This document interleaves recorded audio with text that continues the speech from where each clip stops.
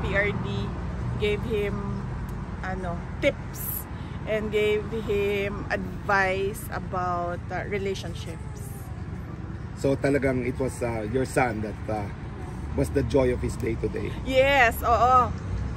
Everything was, all our discussion revolved around the life of a young boy. He's 12 years old. So. And then he was visibly pleased when he saw his grandchild because he's tall already. The last time he saw him was, he's not that tall. He's 5'5" now at 12 years old. So wow. That made him visibly surprised and pleasantly surprised. Sa politika po, meron kayo ng usapan? Politics, wala. Let me remember. Wala naman. Meron siya nabanggit about Marcos, but ayoko na sabihin yung mga binanggit niya. Alam nyo naman na lahat yun kasi nakikita nyo naman kung anong nangyayari sa bansa natin. And he mentioned drugs as well in the current state of our country in terms of illegal drugs. Okay, questions? VP, may tanong po.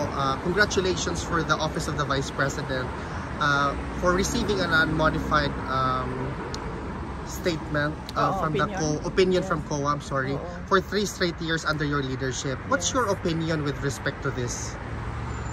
Well, it shows the transparency and accountability and the compliance of the Office of the Vice President with all the regulations required by law. So we are thankful for the hard work. I am thankful for the hard work of Office of the Vice President personnel. VP, how was your trip in South Korea? I did not go to South Korea, ma'am.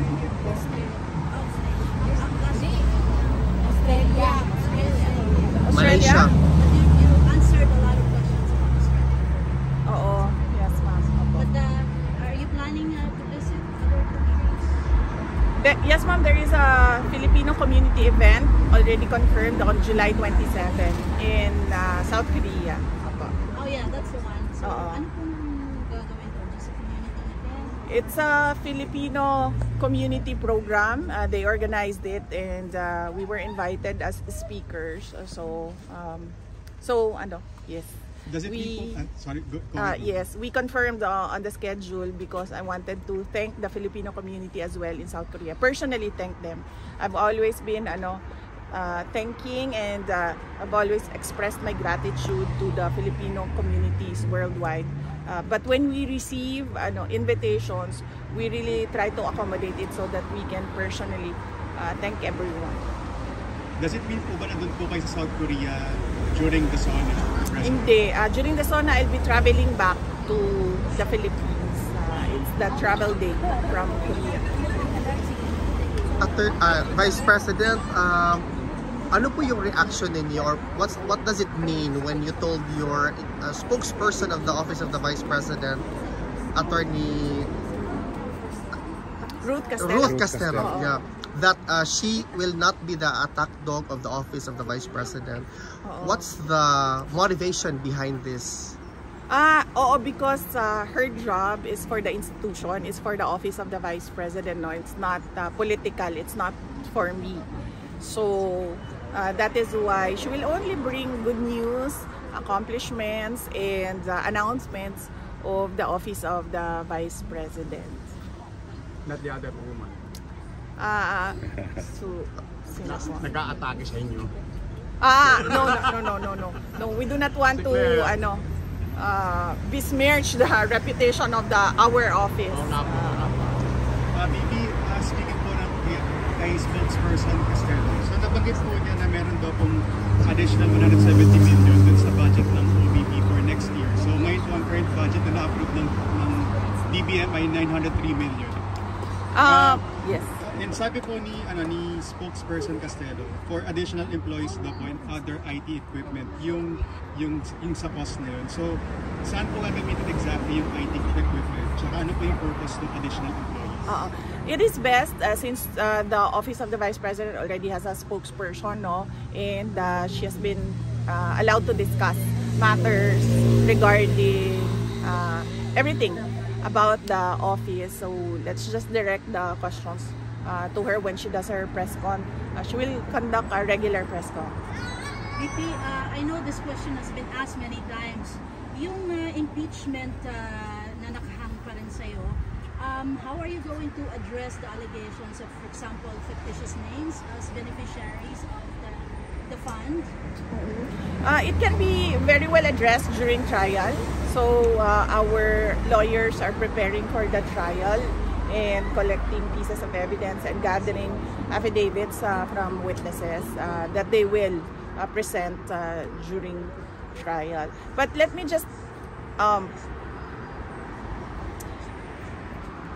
say this, no, na I think it is wrong for everyone to pick up as truth or as a fact all the pronouncements of the members of the House of Representatives, particularly with the fictitious names, because there are rules in intelligence operations, and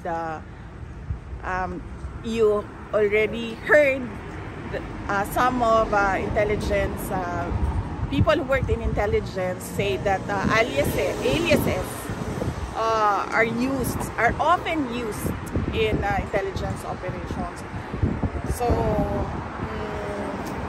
yeah. So it can be used that the fictitious names are not real names but aliases. That can be discussed during the trial, ma'am. I do not want to elaborate on intelligence operations. We have an intelligence expert on our side, two actually, who will be our resource persons. So let us wait for the trial. And as I said yesterday, if there is no trial, then I will answer it publicly. But I just want to wait what will happen to the articles of impeachment. Regarding naman po sa case ng inyong aba, so yung defense team po, si Attorney Kaufman, he seeks to present po yung Senate findings ng committee po or ng panel po ni Senator Jaime Marcos. So napag-usapan po ba ninyo yun ni Senator Marcos nung magkasama po kayo sa Malaysia? Tsaka sa tingin po ninyo, ano po ba maging epekto nitong paggamit ng kung papayagan kung magamit itong panel report dun sa ICC case? I've not discussed the findings of the committee of Senator Marcos with her. I do not know. They had a private meeting. Attorney Kaufman and Senator Marcos had a private meeting here in The Hague when she came for the rally. And I do not know what they discussed. And Attorney Kaufman is careful as well on what he discusses with me because there are some things, there are many parts of the defense strategy that are confidential and are privileged between the lawyer and the client. Ma'am, kumusta po pala yung inaayos ng oath-taking for mayor of your father? Is it going to happen? Hindi po ako nag-aayos ng oath-taking niya, ma'am. Inaasikaso po yon ng kanyang mga abogado sa Pilipinas. So hindi ko po alam kung anong update ng mga lawyers niya sa Pilipinas. Andito po ako para bumisita kay dating Pangulong Rodrigo Duterte at magpakita ng suporta sa kanya. Maybe can I ask a question? Nakita niyo po yung mga evidence ni Auntie Claire Castro na half of the evidence po is blanco, na mga barangays that free, drugs free daw po PBB, tapos na masyado daw makapal yung mga list, pero half of that is empty. Ano po masasabi niyo? Well, it's not surprising coming from the administration, no? They fabricate many things and many accusations. So I would not be surprised if they fabricate data with regard to the drug situation. Sometimes they should be fake news. absent a law on fake news, kung ano yung hindi totoo, hindi truthful, and faithful to the facts, that would be fake news, yes. VP, I know we ask this all the time. Meron po bang mensahe si President Duterte sa mga kababayan niya? Kanina, masyadong mahaba kasi I'm sorry ha. Kanina, he had no message for everyone. But it was so long and somehow hindi ko na nakuha lahat. I'm so sorry. Pero VP, to follow up on that, is our former president ever tired of us asking about his message to us? Kasi merong nagtanong, VP. No. I ask him his message every day. Pero gist ko na lang yung kanina na sinasabi niya ha. Sinabi niya, lahat ng ginawa niya ay para sa bansa. At sinabi niya, hindi lahat ng mga nakakulong. He was directing it to my son actually. Sabi niya, not all people in detention are bad. I am not here because I am a kidnapper, I am a robber, I am a holduper, I am a thief. I am here because I did things for my country. And I do not regret going after criminals and going after people dealing in illegal drugs for my country. So yun yung gist na medyo mahaba yun kanina. Pero pwede ako magtanong tungkol kasi kaibigan mo si Amy Marcos. Kasi palagi ako papunta dito, walang nagtatanong tungkol sa dalawa ninyo. Yung nagpunta ka sa Villamor Airways, natanong mo ba ni Amy Marcos na saan siya? Kasi hindi ka pinapasok eh. Tapos yung si Alpotera nakapasok. Yun lang ang tanong ko. Kasi kaibigan mo siya. Diba kung kaibigan mo siya, nandoon siya sa'yo? Wait ma'am, sandali ha. Kasi hindi ko na kasi maalala ma'am. Tingnan ko lang yung chat namin ma'am. Nagkausap kami nung araw na yun ma'am. Marami nagtatanong March 11 yun, no? Okay, importante naman ito. Sasagutin niya. Hanapin ko lang ma'am kung meron kaming chat that day, March 11. Pero sa maalala ko lang ma'am, wait lang. Tingnan na lang natin para hindi.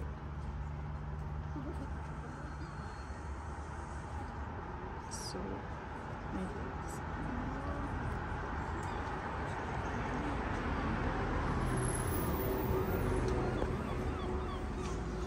weather ngayon, BP. Oh, mahaba din yung chat namin. Sandali lang. Sorry. Nasa May pa tayo. Nasa May 10 pa tayo. May 7 pa tayo. May 1. So may isang buwan pa.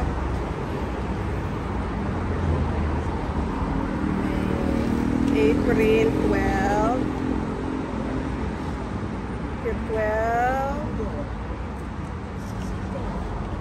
April 6. Layo pa.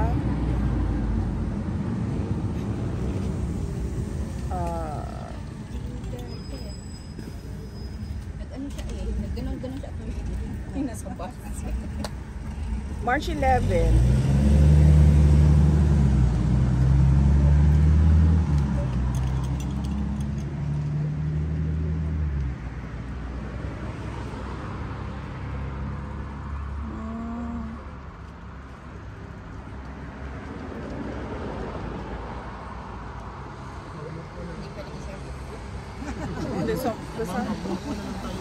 That is very important. That is very important because BP is very trusted with Amy Marcos. Baka yan ang manggulo sa 2028. Jesus. Cool ka lang. Yeah, I know. Marcos is traitor. Love, calm down. Yeah, I know.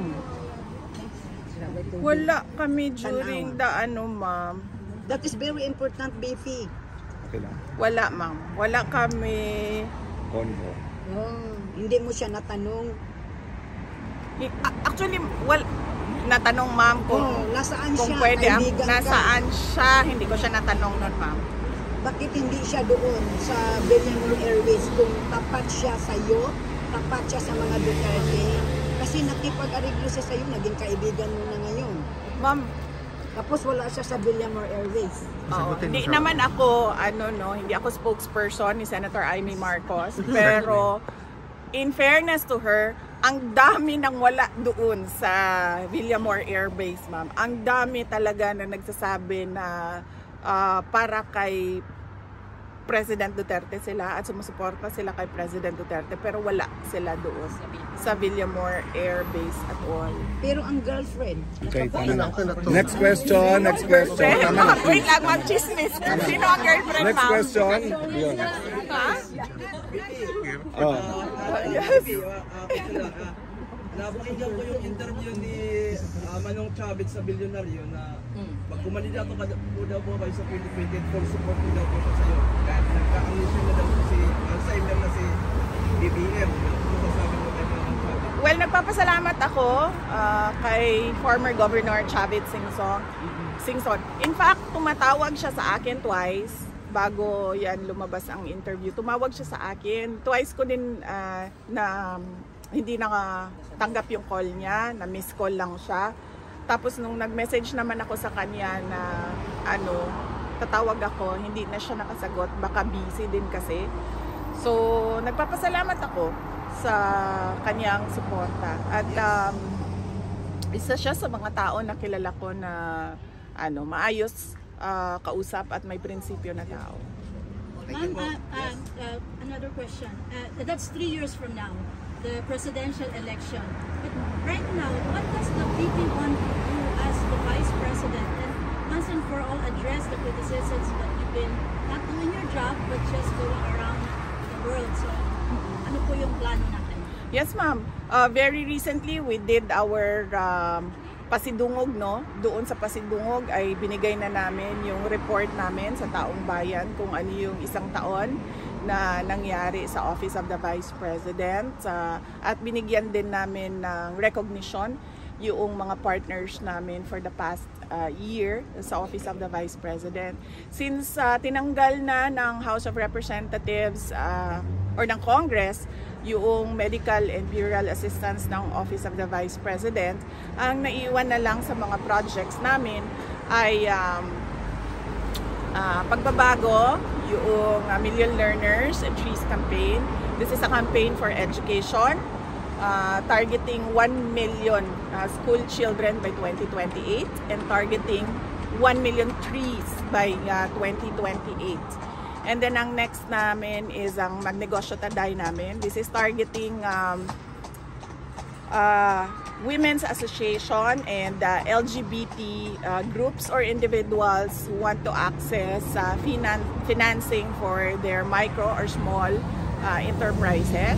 And then ang next is we still have our disaster operations center. Yun sila, araw-araw yun nagbibigay nung tulong namin kapag merong sunog, may baha, merong evacuees dahil sa pagsabog ng bulkan or dahil sa bagyo, kung ano man yung problem doon sa area of responsibility nila.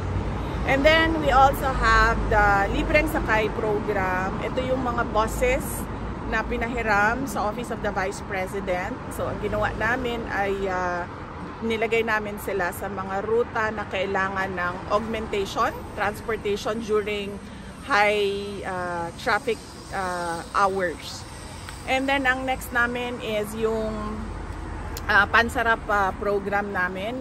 This is the feeding program namin wherein we target school children, malnourished school children for 120 days.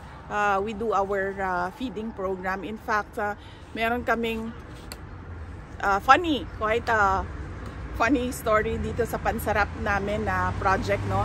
Dahil after 120 days, nagkaroon kami ng beneficiary na naging obese ang kanyang weight. So nagka-problema na naman kami kasi sabi nung aming project manager, hindi pwedeng obese ang isang bata. So kailangan doon sila pumasok sa weight para sa edad nila.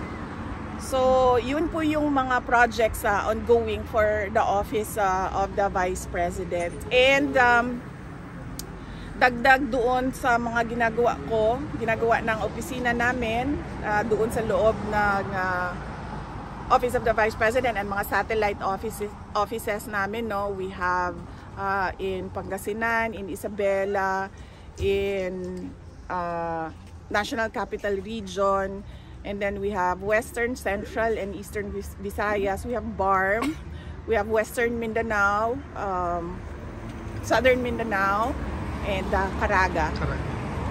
And Bicol.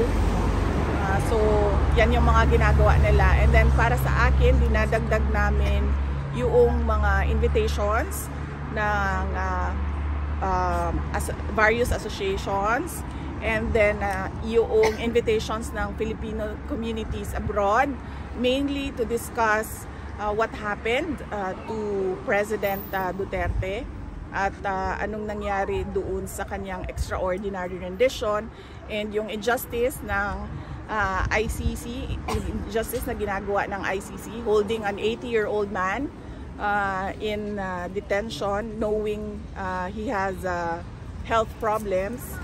And then, yung discuss din namin during our Filipino community events, kung ano ba yung mga gusto makita ng mga kababayan natin, lahat ng mga OFWs na nakatira or nakatrabaho abroad dahil napakaraming best practices around the globe. And then finally, we discuss what is happening right now in our country. So, yan yung mga ginagawa namin. Ma'am, kailan ang next visit niyo? Kita kay Digong. Wala pa akong schedule kasi medyo mahaba yung schedule ni Veronica dahil school break na niya eh. So mahaba yung kanyang time dito. Okay. But you will be here, wala lang schedule ang visit niya. Wala ako dito. Pag wala akong schedule sa bisita, wala din ako dito. Nandito lang ako pag may schedule ako sa bisita. Okay. Sa loob. Ma'am, I have a question. One question, ma'am. 4 times a week. Ma'am, I have a question. As an excellent, hard-working Vice President with 3 consecutive unmodified opinion from COA, what is your message to your detractors who tries to pull you down to the mud when in fact you're shining like a star? Sinabi ko na yan. Kuyawa po na ato. Puro magkanang. Para itong beauty contest with the beauty queen answer, no? Grabe. No, as I said, diba, before, when they started, sabi ko, you just try and drag me to hell, then we'll see. VP, mabuhay ka, mahal ka ng mga Pilipino. Thank you. So, okay. One more question. VP, kasi di ba since March po, nung dinala po dito si former President, and then until now, meron pong relatives from the Duterte family. Meron na po ba kayong estimate kung magkano na po yung nagastos ng yung family dun sa pagbisita niyo po dito for the past 3 months po? Naku, hindi. Hindi kami nagkakwenta ng gastos namin sa pagbigay ng suporta kay dating Pangulong Rodrigo Duterte. As I'm sure hindi nagkakwenta itong mga pabalik-balik. Exactly. Hindi nga kami nagkwenta, 2 beses kami mag-drink. That is personal question, ma'am. Okay. Okay na. How is it that, of course, as the proceedings drag, may legal funds na i-incur with paying the defense team? So, you mentioned before na hati-hati din among the family members. Is the accessing the legal defense fund at the ICC is on the table or no, wala ako. I don't remember anything. I don't remember saying noon na hati-hati kami sa legal funds. Ang legal funds po ay pinag-uusapan ng client at ng lawyer. So medyo confidential po 'yon. Hindi po sinasabi ng lawyer kung ano yung napag-usapan nila ng kliyente niya, no? So sa kanila 'yon. But sa travel namin, kanya-kanya po yung gastos. Hindi po kami kumukuha sa isang common fund or ano. Kanya-kanya pong hanap ng resources para makabisita kay dating Pangulong Duterte. Thank you, Okay, VP. thank you kasi nandyan yung minor na anak niya nag-aantay. Can I ask the first timers? Ma'am, do you have a few minutes for pictures? Dito na lang. Can we prioritize the first timers? Don't, sir. Let's prioritize the first